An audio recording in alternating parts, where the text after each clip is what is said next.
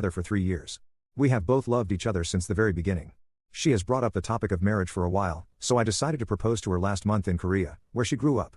I custom made the gold ring with a ruby and 3 diamonds on each side but asked my parents to make it with their regular jewelry shop they've been going to for a while out of town. I also organized a professional photographer, then asked her to marry me in a traditional Korean village. She said yes, and everything went very smoothly, except the ring was too big. She stayed a bit longer in Korea while I returned home for work. She went with her mom to a jewelry shop the following week and asked the ring to be made smaller. The issue started when a shop attendant said the whole ring was fake, the gold, ruby, and the diamonds. I paid $1,500 for the ring, not a crazy amount, but I thought it was a pretty ring. She went to 4 different shops, and everyone said pretty much the same thing. One shop valued the ring at only $30 to $40. My partner and her mom were understanding at first, saying that we would not have known. When she came back from Korea, she told me that her parents were very upset about the ring and my parents because they made the ring, only valued her at $30. They refused to meet my parents, which was initially organized for the end of the year. Her mom said to her that it would be better if I admitted about the fake ring with a view of buying a proper one in the future. He implied that we gave her a fake ring on purpose. My parents were very upset and told me they won't bless our marriage. Question is the ring really the problem here? I'm not sure how to move forward now. I never knew a ring could potentially break our 3-year-long relationship. Edit, none of us knew it was fake. A few days ago, I tested it with an X-ray at a pawn shop. The gold is real, not sure about the ruby and diamonds. If anyone is curious how the ring looks like and then shares a picture. I've apologized multiple times and showed them the receipt.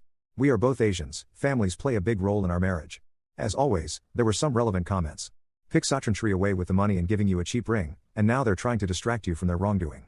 Even if they didn't do it on purpose and the real culprit is a jeweler that your family uses, your parents and you yourself should be trying to understand where the scam was done and making steps to resolve this issue with your fiancé's family. Anyone will be upset about a fake ring and the insinuation of the meaning and value that it has, especially more traditional or culturally significant families who get upset over the wrong thing. Focus on understanding the scam, who the culprit was, send receipts to your fiancé of how much you spent if you need to let them know that your intention was real. I'm not sure how many rings are in Korea, but 1.5K won't get a very nice ring, diamonds with clarity or fire. Your main gem is a ruby which should have helped you cut costs. Ultimately, you are up because you didn't get this done properly and arranged it to be done by your parents. Take accountability and make steps for reparation or solving the issue with your fiancé and her family. Which Opie responds, saying, thanks, this is exactly what I'm looking for. I've sent them the receipt and checked the gold in the ring, which was real.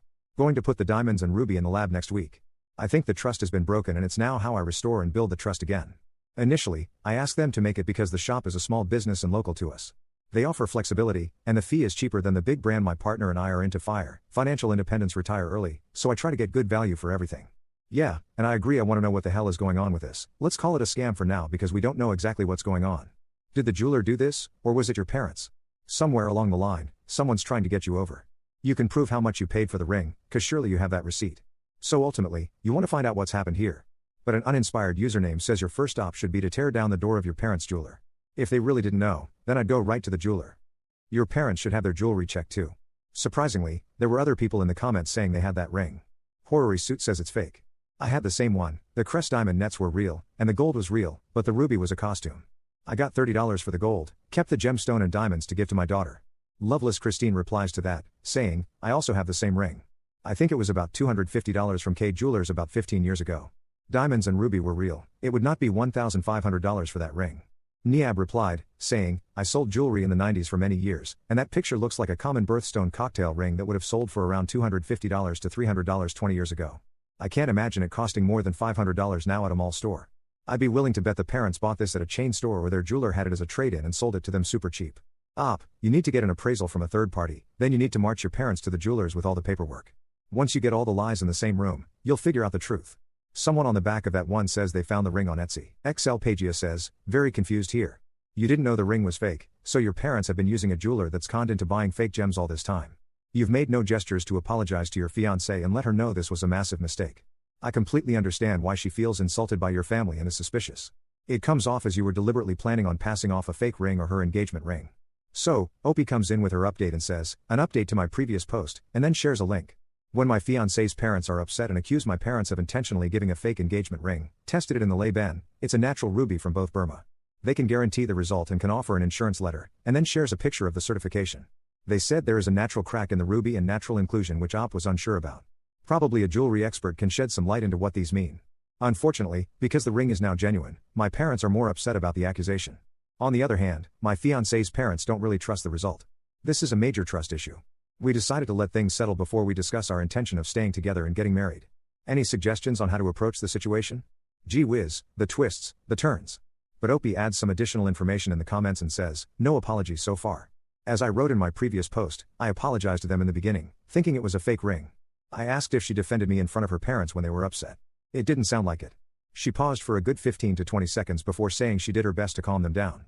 I'm more inclined to break up now, but can't get myself to pull the trigger. There are many good traits that I value, but I do see what's happening now as a major issue. I seem to give in and follow what she wants most of the time. I went to a career for the proposal because of her high expectations. She wanted a surprise proposal like what you see on social media.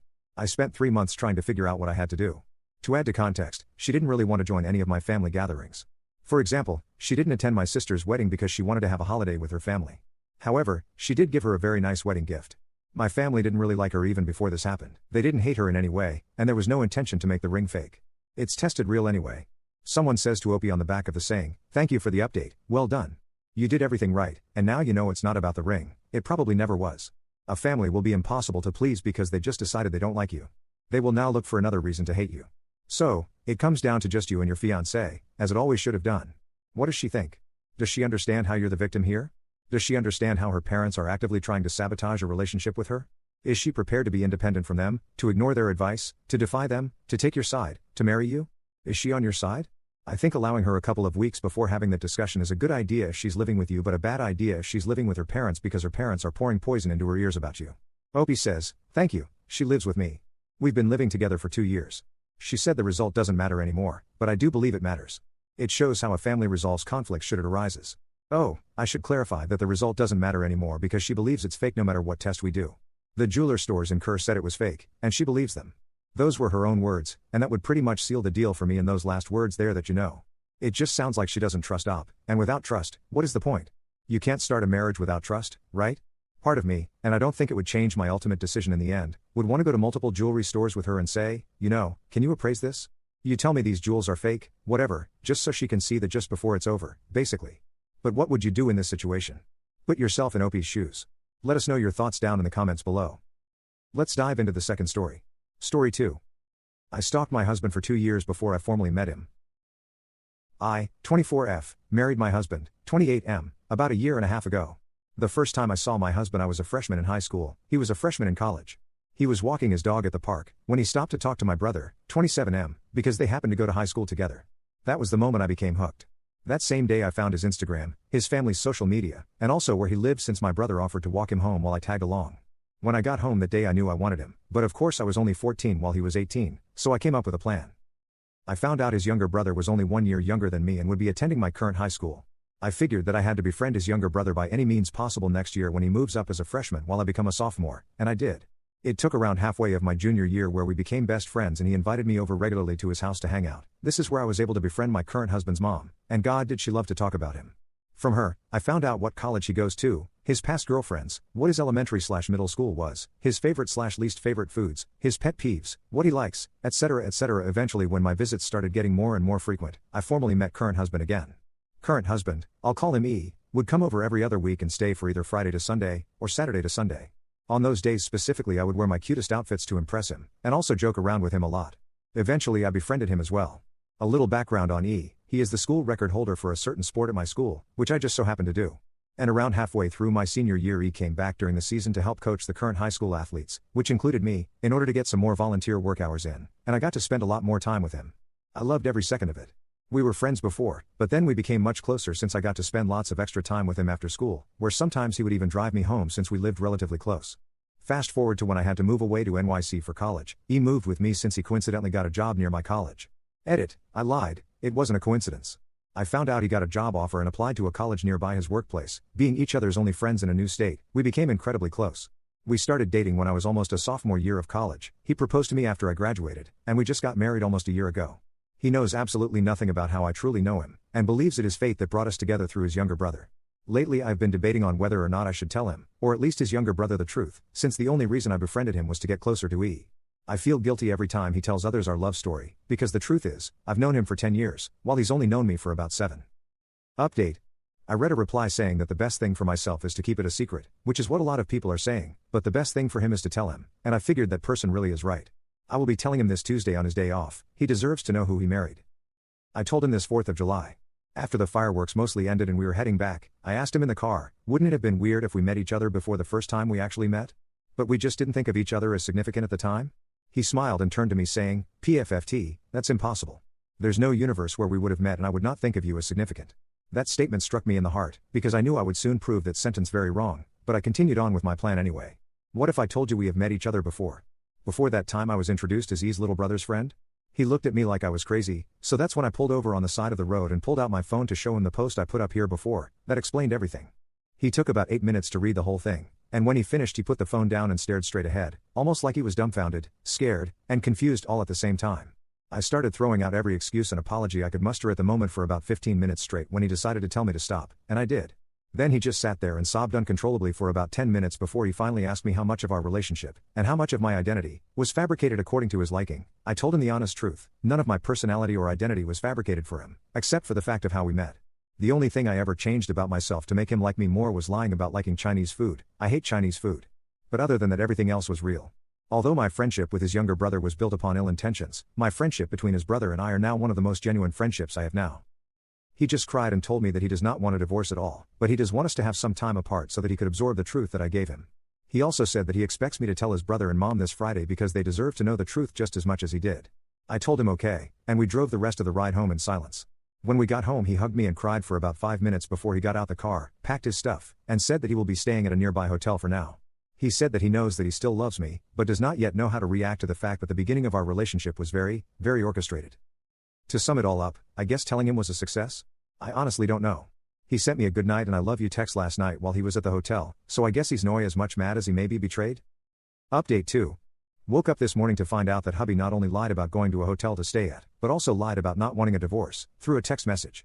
He went to his family's home, not a foofking hotel. Told them the entire story himself, probably exaggerated it too to make me seem crazy. His whole family wants nothing to do with me too, claims I'm psycho.